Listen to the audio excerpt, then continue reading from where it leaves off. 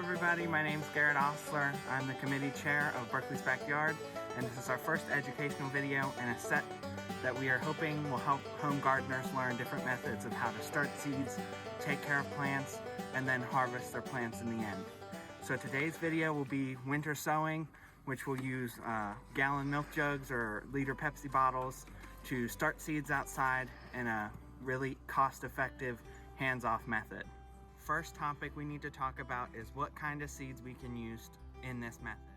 So I recommend using native wildflowers, your brassicas, so your broccoli, cauliflower, kale, Brussels sprouts, and other cold weather crops like your lettuce is the best to use for this method. Your herbs like cilantro, sage, parsley are also good, but another weird one would be your winter squashes, so like your candy roasters, your butternuts. Those are the best plants to use for this method. So today we'll be using echinacea or purple coneflower, and I'll show you how to do that now. Okay, so the first step of your winter sowing process is to find a milk jug or a liter Pepsi bottle, and then you're gonna wanna cut it right underneath the handle. So right around here, you're gonna wanna cut your milk jug, and it'll go around in a circle, leaving a little bit here at the back to make sure you have a bit of a handle when you open it. And I'll show that here in the next step. Okay, so after your first step, you should be left with something that looks like this. It should have a top and a bottom, and the cuts around don't really have to be too pretty. It's just, you have this little hinge here.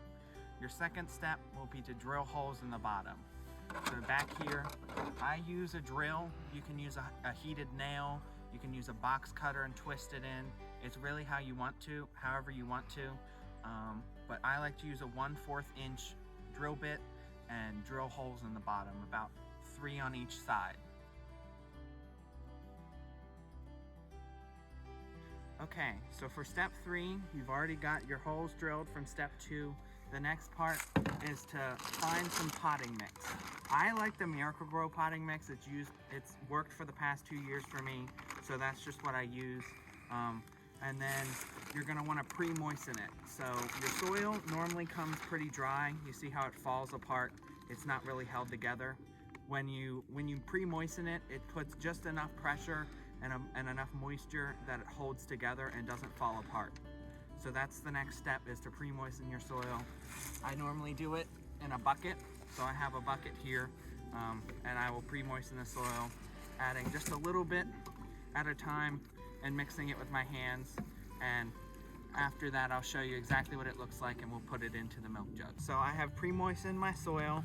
What it should look like is it should hold together. No moisture should be dripping out, but it should stay together once you've squeezed it.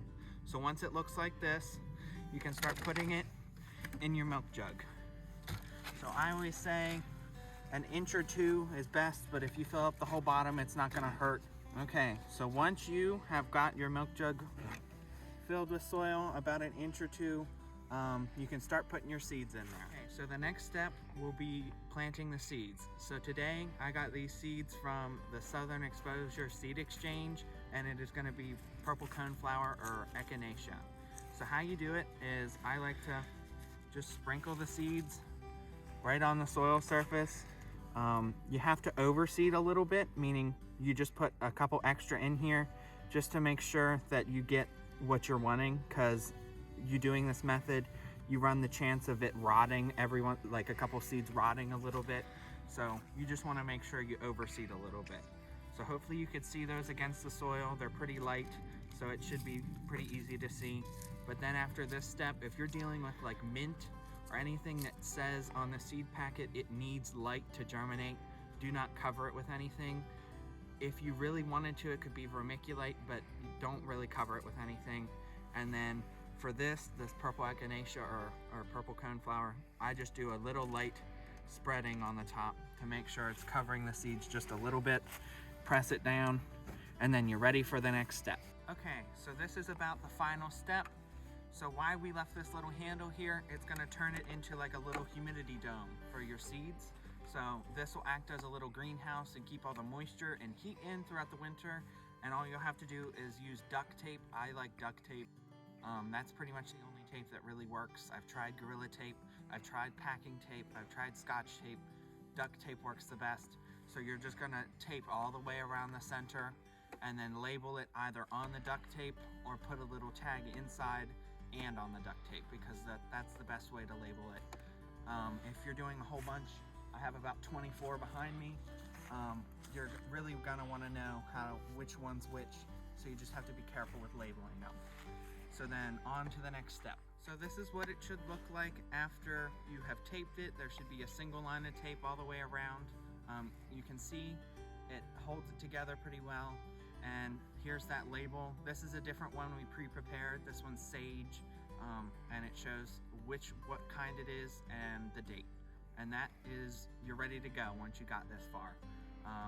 Once you've done this in January, you go out and you set it down outside. I have mine in my garden. You can put them up against your house, wherever is best that's protected from wind. Then you just leave it there all winter. You may have to water it every once in a while if the weather's really, really dry, but other than that, it's a hands-off, cost-effective way that uses recycled materials to start your seeds. Come May, you'll start to see there's little seedlings in there, and you can actually divide them and put them out in your landscaping or in your garden, and voila, you've finished the winter sowing method. I would like to thank you all for coming along. Hopefully this was informative, and I hope you get to grow your garden using the winter sowing method. Thanks. Bye.